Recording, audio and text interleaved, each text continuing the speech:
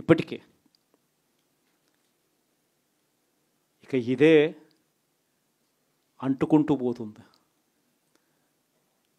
December జనవరి వచ్చే నాటికి ఏమయ్యా ఇవన్నీ మాకు చెప్పావు, 4,12,00,000 మంది ఓటర్ల లిస్టు, ఇందులో సగం మంది ఆడవాళ్ళే, అందరూ 18 సంవత్సరాల పైవారే ఓటర్ లిస్టులో ఉన్నారు అని అంటే, మరి వీరందరికీ 1,500 ప్రతి నెల ఇస్తానన్నాడు, సంవత్సరానికి 18,000.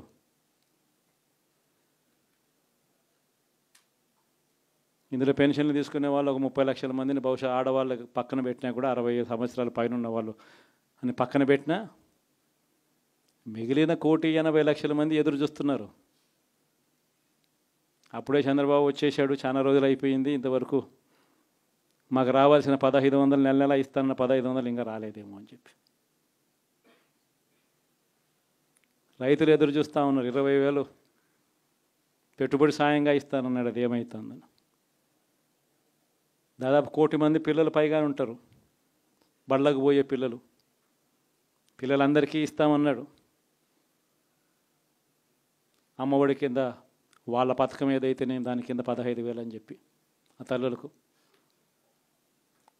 15,000 కోట్లు, దానికి వెయిట్ చేస్తూ ఉన్నారు.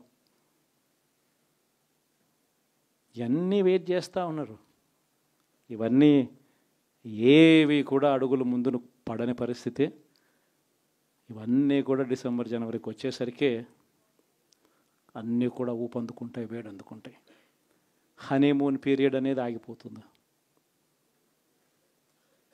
వైఎస్ఆర్ కాంగ్రెస్ పార్టీ చేయాల్సిన పనులు చెప్తా ఉన్నా.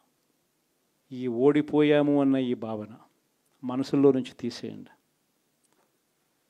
మనం చేసిన మంచి ప్రజల్లో ఇంకా ఉంది, ప్రతి ఇంట్లో గుర్తుంది, ప్రతి కుటుంబంలోనూ మనం చేసిన మంచి ఎక్కడికి పోలేదు. ప్రతి ఇంటికి మనం తలెత్తుకొని పోగలుగుతాం, తల దించుకొని కాదు, చెప్పిన పని చేయక కాదు, చెప్పిన పని చేసి తలెత్తుకొని పోగలుగుతాం ప్రతి ఇంటికి కూడా మనం. కేవలం చంద్రబాబు నాయుడు ప్రలోభాలకు మోసపోయిన పరిస్థితుల మధ్య మనకు అంతో ఇంతో అపజయం ఏదన్నా జరిగిందేమో. ఆ మోసాలు ఎప్పుడైతే మోసాల కింద తేటతెల్లం అవుతాయో ప్రజల్లో ఆ సింపతి, మన పట్ల ప్రేమ, ఆయన పట్ల కోపం రెండూ కూడా ఏకమవుతాయి. మనల్ని గొప్ప మెజారిటీలతో మళ్ళీ మనల్ని తీసుకొస్తారు. సో మనం చేయాల్సింది ఏమిటి అని అంటే, ప్రజల మీద మనం కోప్పడాల్సిన అవసరం లేదు, పని లేదు. మోసపోవడం అన్నది ఒక్కొక్కసారి జరుగుతూ ఉంటాయి.